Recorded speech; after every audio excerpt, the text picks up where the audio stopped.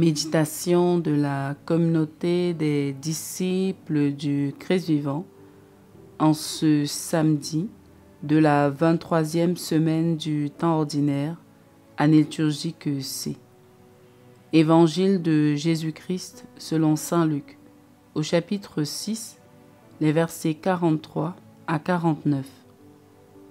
En ce temps-là, Jésus disait à ses disciples : « Un bon arbre ne donne pas de fruits pourris.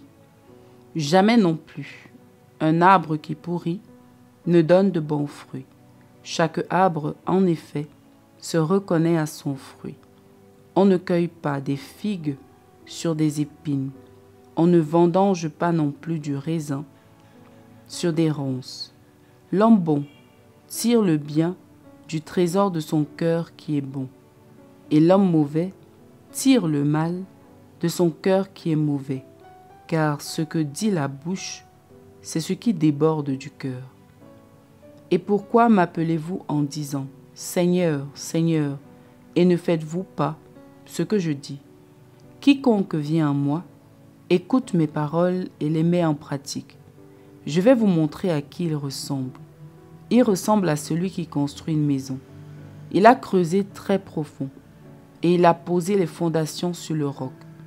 Quand est venue l'inondation, le torrent s'est précipité sur cette maison, mais il n'a pas pu l'ébranler parce qu'elle était bien construite. Mais celui qui a écouté et n'a pas mis en pratique ressemble à celui qui a construit sa maison à même le sol, sans fondation.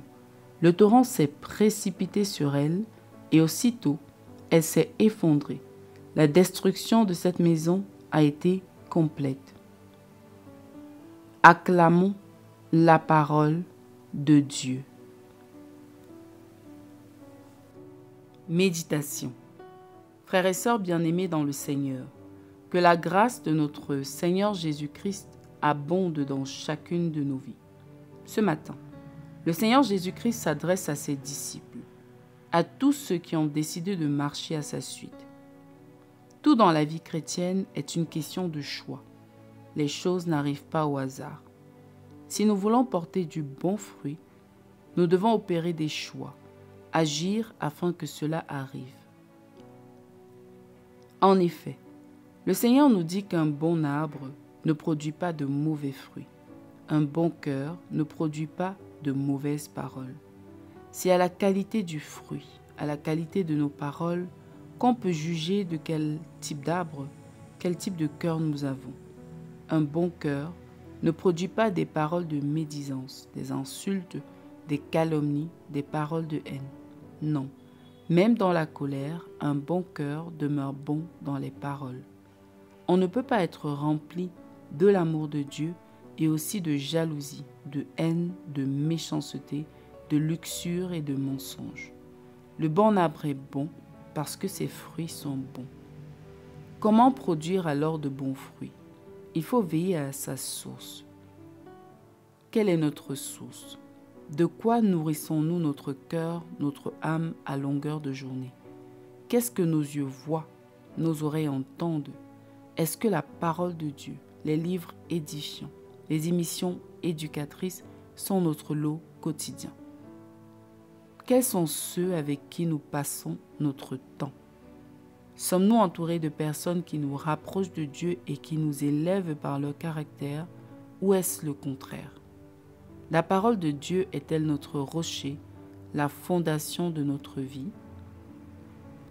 Si nous ne veillons pas sur nous-mêmes et sur nos âmes, nous deviendrons des poisons pour nous-mêmes et pour les autres, comme les mauvais fruits. Examinons-nous donc profondément et opérons les bons choix. Prions. Seigneur, accorde-nous la grâce de veiller sur nos âmes afin de porter du bon fruit. Que l'amour de Dieu déborde de nos cœurs. Intercession. Nous te prions pour tous les chrétiens qui ne le sont plus que de nom, qui se convertissent et qu'ils vivent. Maman Marie, intercède pour nous. Exercice spirituel. Aujourd'hui, veillons à ne dire que des paroles de bénédiction autour de nous, tout en nourrissant notre cœur de la lecture de la Bible.